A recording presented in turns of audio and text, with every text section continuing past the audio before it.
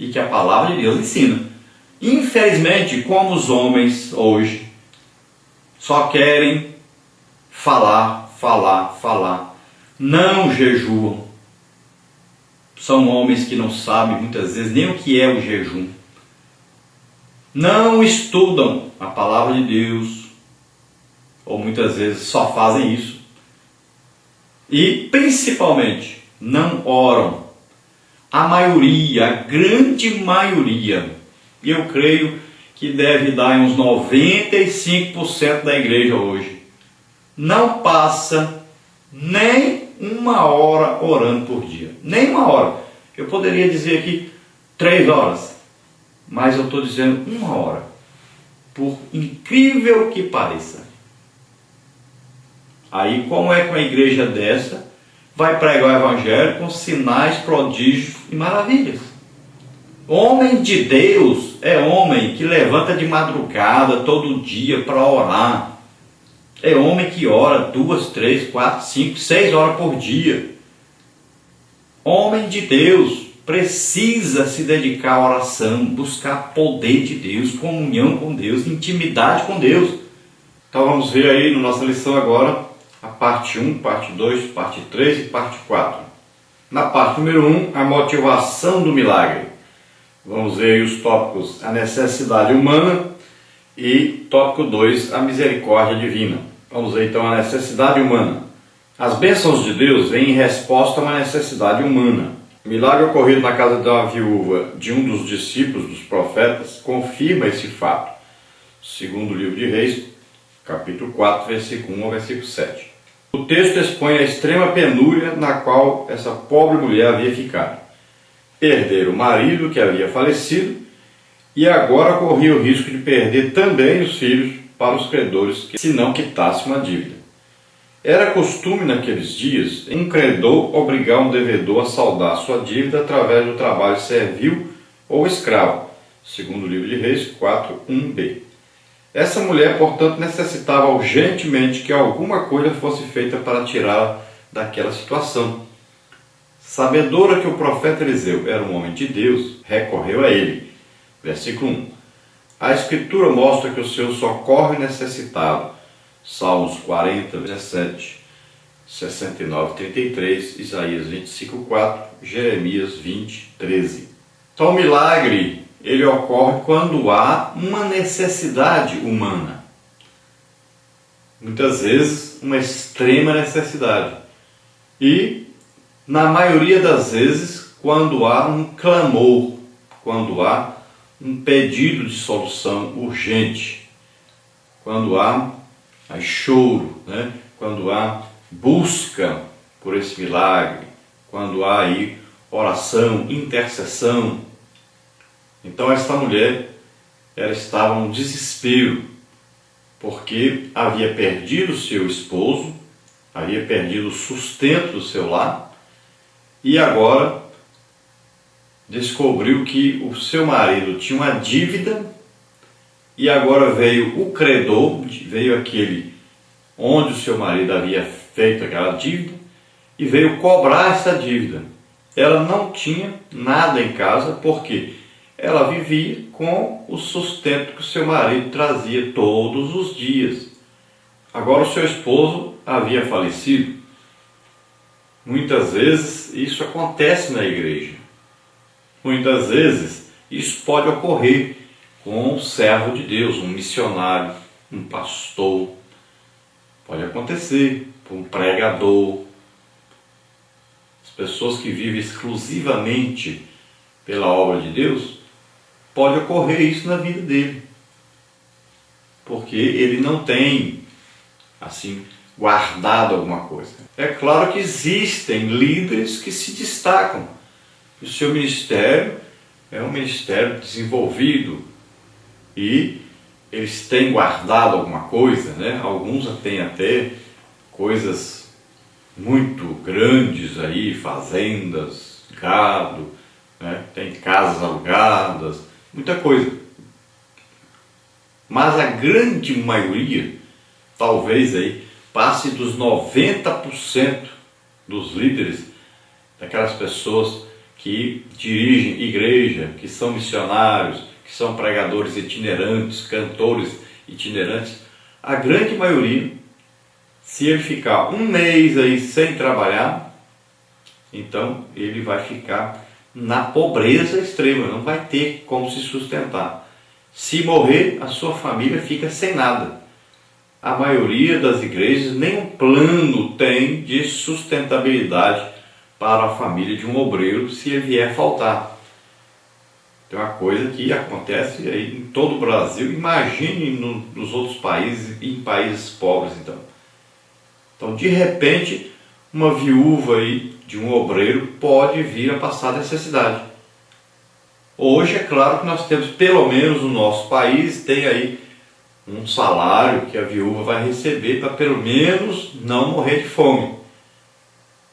Mas, em outros países que nem isso tem, nessa época então, era terrível. Essa viúva já estava passando fome, não tinha mais nada para comer. Então, ela se desespera, o que eu vou fazer agora? E ela vai então buscar em Deus a solução. E quem representava Deus ali era o profeta Eliseu. Ela sabia que Eliseu era um homem de Deus. E ela foi então a Eliseu pedir ajuda. E foi ao lugar certo. A Bíblia nos revela que Deus tem uma grande preocupação com as viúvas. Se você olhar direitinho na Bíblia, vai olhar várias passagens bíblicas do cuidado de Deus com as viúvas. E até na lei de Deus existe aí esse cuidado para com as viúvas, esse sustento dessas viúvas. Número 2 aí, a misericórdia divina. O milagre ocorrido na casa da viúva aconteceu como resposta a uma carência humana. Mas não apenas isso. Ocorre também graças à compaixão divina. Não foi apenas por ser pobre que a viúva foi socorrida, nem tampouco por haver sido esposa de um dos discípulos dos profetas, segundo Reis 4:1. O texto diz que ela clamou ao profeta Eliseu, segundo Reis 4:1. O termo hebraico que traduz essa palavra é tsak, que possui o sentido de clamar por ajuda, chorar em voz alta. Então o profeta ficou sensibilizado. Deus compadeceu-se daquela mulher sofredora. O Senhor é compassivo, misericordioso e longânimo. Êxodo 34:6, segundo o livro de Crônicas 30, versículo 9, Salmos 116:5. Então nós podemos meditar nisso aí e descobrir que não é apenas porque aquela mulher ela era aí viúva, nem porque era apenas pobre, nem porque era apenas esposa de um dos discípulos de profetas, mas também porque Deus ama as pessoas que são necessitadas, que precisam dele. Deus sempre vem em socorro dessas pessoas. Nós vamos encontrar em várias pessoas na Bíblia. No Novo Testamento, por exemplo, nós vamos olhar aí aquele mendigo que vivia à porta de um homem rico. E Deus estava de olho naquela situação. Vamos ver aí o caso da viúva que deu uma oferta e Jesus estava de olho. Então Jesus sempre esteve aí olhando para essas pessoas necessitadas e principalmente as pessoas que tinham o coração aberto para Deus, que acreditavam em Deus. Deus sempre vinha em resposta, em ajuda nos momentos de necessidade. E é assim que Deus sempre fez e Deus continua fazendo. Na parte 2 nós temos aí a dinâmica do milagre. Tópico 1, um pouco de azeite. Tópico 2, uma fé obediente. Tópico 1, um pouco de azeite. Diante do clamor da viúva, o profeta Eliseu perguntou-lhe: que te hei de eu fazer? Declara-me que é o que tens em casa. E ela disse: tua serva não tem nada em casa senão uma botija de azeite. Segundo o livro de Reis, capítulo 4, versículo 2. Duas coisas precisavam ser observadas aqui. Em primeiro lugar, o milagre acontece na esfera familiar, que tens em casa. O lar e a família são importantes para Deus. Então, diante do clamor da mulher, do seu pedido de ajuda, Eliseu, então, busca em alguma coisa que ela possui a solução para o seu problema.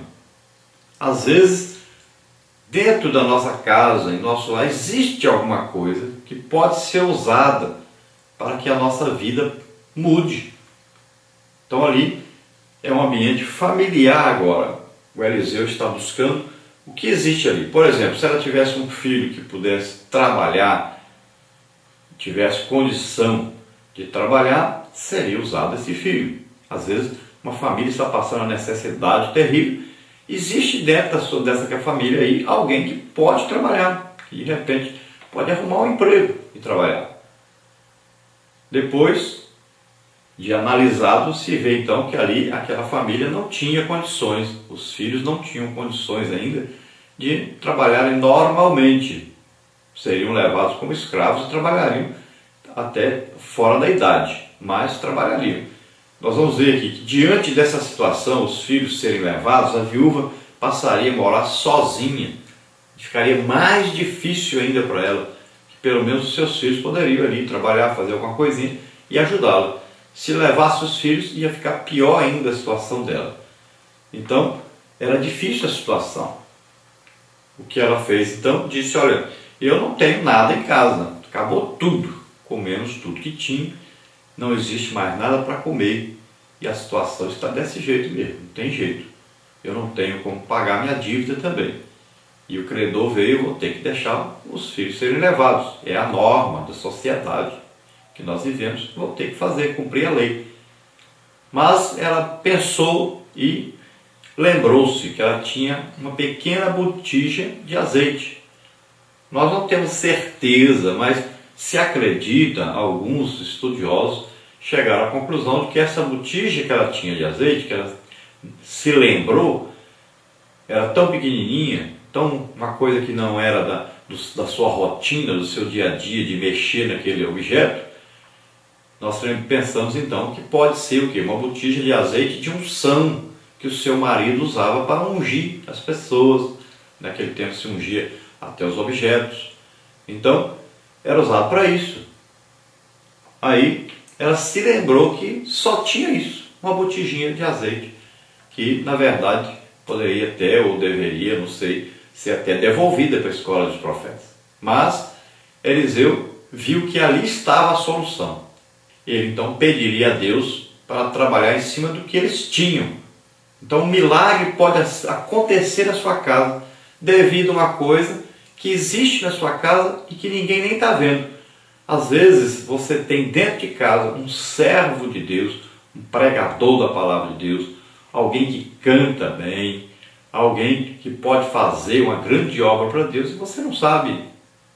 Às vezes, dentro da sua própria casa existe alguém que pode de repente ser aí um bom comerciante, alguém que pode trabalhar aí fazendo serviços, né, domésticos, né, consertando aí tomadas, torneiras, alguma coisa. Então existe alguém com habilidade, talvez alguém que sabe mexer no computador, possa ensinar os outros a mexer no computador. Então existe alguém aí, existe alguma solução que você não enxergou ainda. E de repente Deus pode usar exatamente essa habilidade, esse alguém que está dentro do seu lar, para solucionar o seu problema de miséria que você está vivendo. Então, acredite, busque em Deus a resposta e Deus vai abençoar o seu lar.